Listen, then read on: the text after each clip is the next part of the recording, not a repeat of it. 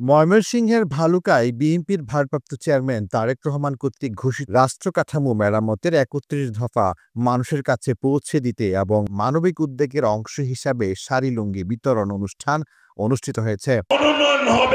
৫ November বুধবার বিকেলে উপজেলার বিরুনিয়া ইউনিয়নের Mahmudpur Sayera Safayet school and college মাঠে অনুষ্ঠান অনুষ্ঠিত হয়।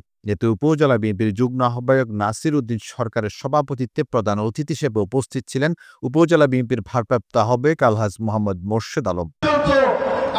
বিশেষ অতিথি হিসেবে উপস্থিত ছিলেন উপজেলা বিএনপির যুগ্ম আহ্বায়ক সালাউদ্দিন আহমেদ, মুজিবর রহমান মজু, রুহুল আমিন, পৌর বিএনপির যুগ্ম আহ্বায়ক আবুল কালাম আজাদ, আবু তাহের ফকির, উপজেলা শ্রমিক দলের সভাপতি শমিক হাসান সোহাগ ও সাধারণ সম্পাদক শাহ মোহাম্মদ সুজন, উপজেলা বিএনপির সদস্য নাইমুল করিম জান্নাত ও স্বেচ্ছাসেবক দলের প্রার্থী কায়সার আহমেদ কাজল ও পিয়াস মাহমুদ শুভ। অনুষ্ঠানে উপজেলা পৌর বিএনপি, যুবদল, শ্রমিক দল, কৃষক দল, ছাত্র দল সহ অঙ্গ সহযোগী সংগঠনের নেতাকর্মীরা উপস্থিত ছিলেন।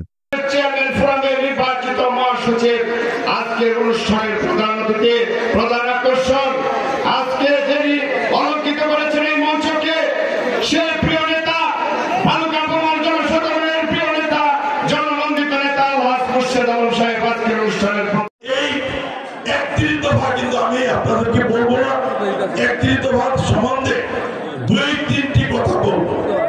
আপনারা অনেক কষ্ট করে রূপ দৃষ্টিকে উপেক্ষা করে আসলে একটা শাড়ি কোনো জিনিস না, আপনারা সারা বছরই সারা জীবনে আপনাদের টাকায় পড়ছে, আমি একটা শাড়ি দিব, আপনারা শুধু কিন্তু। মোহাম্মদ আনিস মালের পাঠানো ছবি দিয়েছে